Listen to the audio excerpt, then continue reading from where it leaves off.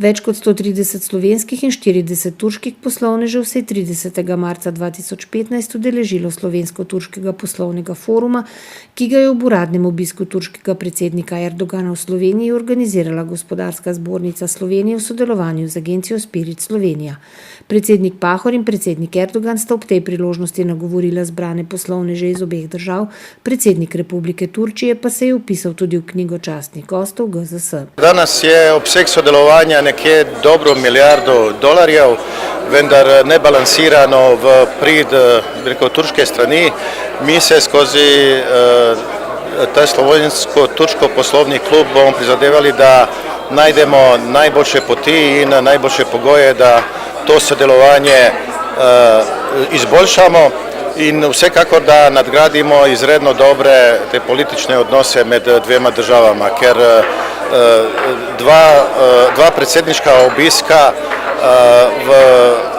v zadnjih 2 letih mislim, da je odlična osnova za dobre gospodarske odnose za naprej.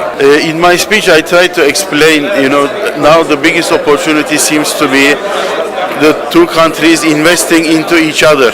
We have been doing a lot of trade between our countries. Maybe it's not enough, but it's a lot. But foreign investments into each other have been really small. So we have to work on that, and this is the goal of the Business Council from now on. And another thing to develop is tourism. We are really behind on both sides. On tourism, we can do so much more. Turkish people need to know Slovenia. It's an excellent destination during the winter. Turkish people are just discovering winter tourism.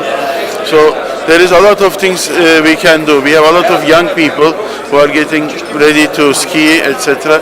So Slovenia presents a very economical but also very high quality solution for this skiing trip.